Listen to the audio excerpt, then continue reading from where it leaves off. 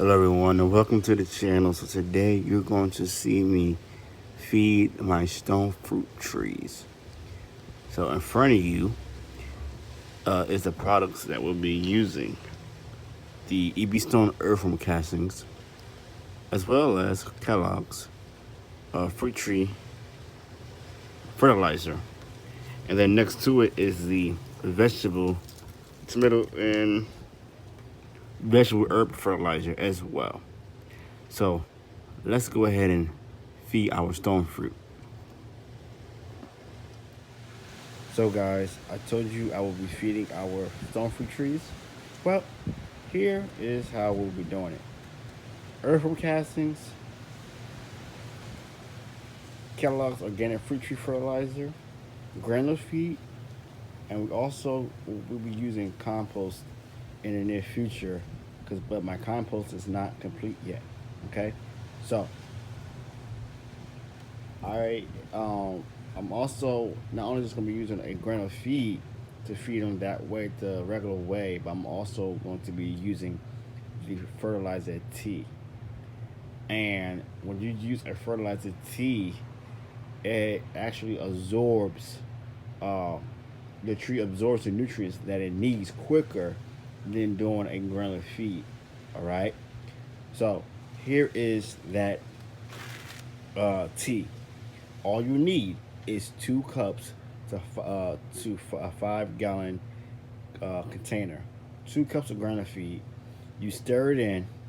You let it sit for 24 hours, and then you'll go ahead and strain it with either a cheesecloth, a sieve, or whatever you can basically use, like a window screen, something like that, in a sense, because you want to remove all the scum from the fertilizer. You just want to clear the muddy liquid, okay, or the tea. You don't want the granular clumps. All right. So let's go ahead and feed our stone fruit trees. Be right back. Hello everyone and welcome to the channel. So as promised, I told you guys I was going to show you how to feed your stone fruit or any type of fruit tree you have, or citrus, whatever case may be. And I wanted to do this because it's very important now when your tree wakes up, especially your deciduous trees, to feed it ASAP. And I waited a little bit to do this. So right now is a great time to do it. A reminder, don't forget, you got 3 more weeks to use your dormant spray, and that's it. Okay? But let's get back to business here. So I remove, well, first of all, when you growing versus growing in ground versus growing in containers is a different way of feeding your trees. First of all, when growing in containers, you have to remember that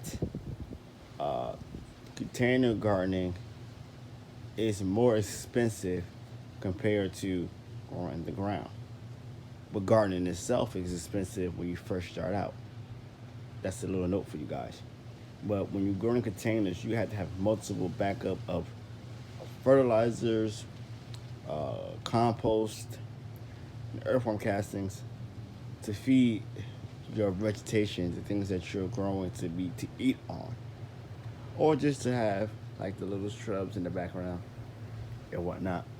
But it's very important when your tree that's growing in containers get the nutrients it needs quickly when they wake up, especially when they're deciduous trees as such. So because our white Susan Dunlop peach tree has awakened and has started to bud and actually blossom for the very first time today, I wanted to show you guys how to feed your trees in containers. So the product I'm using is earthworm castings, organic matter, and Kellogg's Organic Plus fruit tree fertilizer for stone fruit and citrus and vining plants and berries. And the reason why I purchased this product here is because not only it has the beneficial microbes and mycorrhiza, but because I can actually make a fertilizer tea out of it, and that's what I will be using for the rest of the remainder of my growing season, and also for the rest of my life when I am gardening. Okay, because I feel like just using a granular feed is basically okay, but I want to make sure that because I'm saving some type of money by using a tea and a granular feed at the same time. Now you don't have to use that. You can just use compost. You can just use earthworm casts, and you'll be totally fine.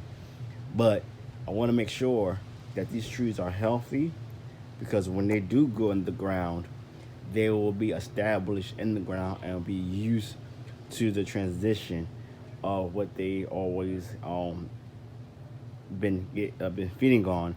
And then when I stop using fertilizers, the organic fertilizer, they will also be so used to the earthworm castings and compost that I won't have to use fertilizer anymore.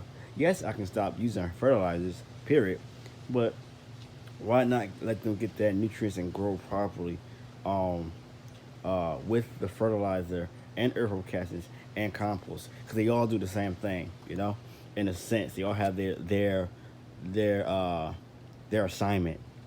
So let's get started.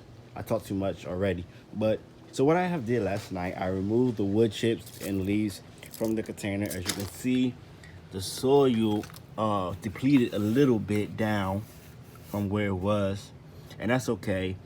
Not only did it did that, but the wood chips and leaves broke down a lot. And we could add wood chips again to this. We are going to add wood chips back to this. So what I did was I took my container here, and I am going to basically add our earthworm castings in this container. And you can use earthworm castings. You can use compost as a mulch, and it'll be fine. But when you add wood chips, guys, okay, you can actually use wood chips to keep your soil moist more properly, and you won't have to water. And that's the benefit of having a mulch layer like wood chips, leaves, pine needles. And just gotta be careful what you use the pine needles for, on what type of tree you use it. It's better for citrus, but just be careful in the long run. So now I'm gonna add all of my earthworm castings to this. Okay. And then I can also use my granular feed. And when I use my granular feed here, basically, I don't have to use the granular feed for another 6 to 8 weeks. Okay, so for 2 months, and then we fertilize it again. So I'm going to use just a little handful of that and mix it in, and so you can see what I mean. Okay, so guys, you can see how it looks. Okay, so inside the bag, and so here it is right here in my hand as well. This is like a measuring cup. There's only 1 cup of it. And you actually need more than this. Okay, the wind is blowing. Excuse me, guys. I don't want this stuff to get on my clothes.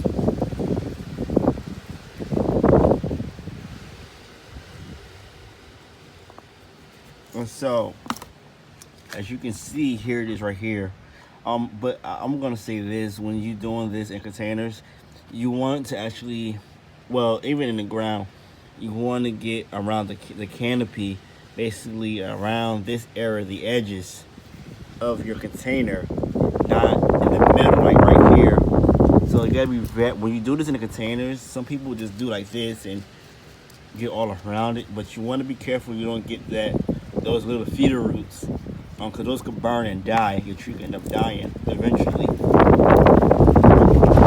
All right, and this is why one of the reasons why I wanted to do the fertilizer tea, because the fertilizer tea, you won't really burn your roots. You just be watering it, and it'll still get the roots, get the nutrients, and the nutrients will go up the bark of the tree all the way into the branches, into the flowers, okay? And then it will fruit for us, okay? So that's just a little example I'm showing you guys. Let me just go ahead and just add the rest of that.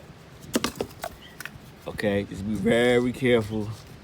It don't have to be so perfect, but eventually, you know, this is what will happen. Just be very careful not to get through. So you may just get it, but you gotta be careful. We all gotta be careful. We learn as we grow, and it's not gonna really do so much harm to the tree, but you still want to be careful no matter what. So that's done, and then you'll go ahead and put your mulch back, place your mulch back on top. And this is a mushroom, and that will feed the tree as well, so that's okay. Here is a big wood chip there. Okay, I'm just gonna try my best and get it in there using one hand. I have to get a tripod, guys, so just bear with me. That's why you haven't really been seeing my face that much, or my whole, my face that much doing videos anymore, because I don't have a tripod. But this is how you will do place the mulch on the tree like a berm. You want it to be like a berm, because you don't want to see what my hand is. You don't want this to get all damaged of a wood rot. Okay, and so you leave like a little berm, opening a little bit. You may lose some stuff on the ground, but that's all right. And this will not only keep your tree fed, but it also will keep your tree moist. It will keep the top layer from just being warm, moist, and fed. And basically, this is it, okay? And then you can add more mulch later on when all this is actually turned to soil. So let me just show you what wood chips do. So guys, this is the center of the plum. Center of the plum is starting to bud, but it won't fruit for us until like I believe it's mid-June, July, something like that. So after our white Susan peach tree is completed with fruiting, and we had harvested, we could come to this tree and be able to get some fruit. Now, like I told you, this is the tree already actually fed first with the earthworm castings. And so here it is. This is what happens when you place wood chips onto the soil. And with the wood chips, this is what you're seeing here is mycelium, and this will help to feed your soil. All this mycelium is great. This is not bad. The white stuff you're seeing here. Please wear gloves, guys. I don't have my gloves on. They're in my pocket, unfortunately. But I already added the earthworm castings here. I think this is a weed. I don't think this is a lettuce. But see, you can see this is pure earthworm casting, and sometimes you will see the eggs with the earthworm castings. So don't get rid of the eggs. You see like little hazelnut circles, those are the eggs, and those are vital to your soil, your garden. Those red wigglers, composting wigglers, they're very vital to the garden. So this mycelium is a great thing, and we can add more wood chips if we want. But I'm gonna leave this tree alone, and allow it to do its thing. So this is what the center was a plum look like. So this is a recap on what we just did today. Disclaimer: I did not follow the California agriculture feeding method when it comes to stone fruit, because there's a certain time you're supposed to do this throughout the year. But I did an early winter feeding for my stone fruit. Okay, now recommendations are that you feed them at a certain time of the month. But I did not do that. So basically, you can use a fruit fertilizer, you can use compost, you can use worm castings. These things you can get from your big box store, or you could make your own compost or worm castings and also teas, but they have to be diluted. Now, I want to quickly tell you, I only use a little, just a little amount. Now, this is a 15-gallon container. Know that, okay? You're supposed to use way more than what I use, but because they're just waking up, I don't want to do too much, and I'm only going to be feeding them. The next time I do feed them, I'm only going to feed them just by a tea method, just a tea method, not a granular feed with just pouring the granular feed in there and then wait to 6 to 8 weeks and then feed them. I'm not going to do that way. I'm just going to do a tea method. Okay, so here is the new um, uh, flower blossoms that just flowered, and we have a little surprise for you too with another fruit tree I just noticed um, seconds ago. So just want to give you a close-up look, and let's hurry up and go over here to our white Santa Rosa plum, and the sun is kind of not doing it justice right now, but here we go. All right, so the next time you see another fruit tree video, we're going to be talking about how to protect your fruit and how to thin your fruit in the next segment of growing stone fruit trees. So I thank you for watching. Peace. Please like, subscribe, and comment below and help me reach 200 subscribers by the end of February. I thank you all, and remember, once you subscribe, you are family. Peace.